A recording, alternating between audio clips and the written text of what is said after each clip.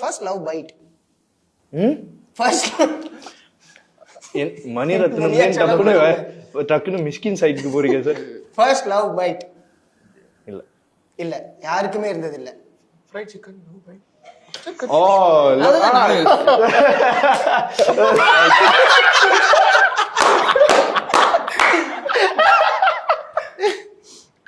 Okay first love breakup. அது இருக்கு உங்களுக்கு. Why? ஷிட்.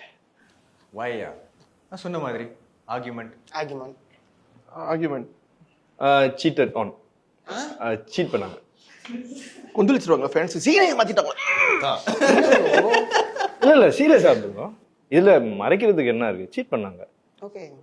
அவங்க ஸ்கூல்ல இருந்து ஒரு பையனோட ஃப்ரெண்டுன்னு சொல்லி டப்புன்னு பார்த்தா பாய் ஃப்ரெண்ட். உங்களை லவ் பண்ணிட்டு இருக்கும்போது என்ன லவ் பண்ணிட்டு இருக்கும்போது என் பர்த்டே 3 போய் அதுக்கப்புறம் அவங்கள்ட்ட பேசுனீங்களா? கேட்டீங்களா ஏன் இப்படி எதுக்கு பேசணும்? சரி நல்லா விட்டு போட்டோமே. நம்ம எதுக்கு கெடுதல் தான் நினைக்கணும். அவங்களுக்கு ஒரு முடிவு எடுத்துட்டாங்கன்னா நம்ம வந்து கோவம் ஆகி அவங்க போய் கத்துறது அதுல எந்த பாயிண்ட்டும் இல்லை. ஒன்றும் மாற போறது இல்லை. So just accept it, move on. நல்லா இருக்கட்டும். Nice. Just pray the best for them. அவ்வளவுதான்.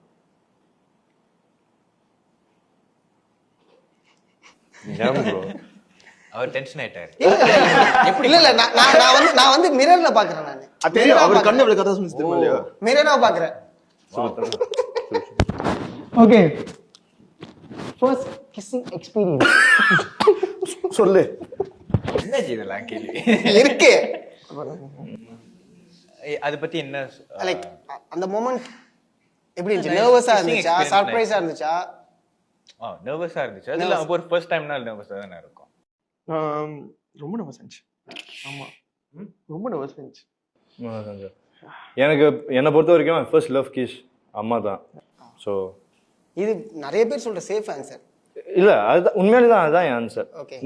நீங்க என்ன கேட்டீங்க? First love kiss. என் ஃபர்ஸ்ட் லவ் கிஸ் என் அம்மா தான். First love ringtone. ரிங்டோன் இல்ல அப்படி மாத்தினது இல்ல. எப்பவுமே அந்த ஐபோன் இருகை போல. இருகை போல.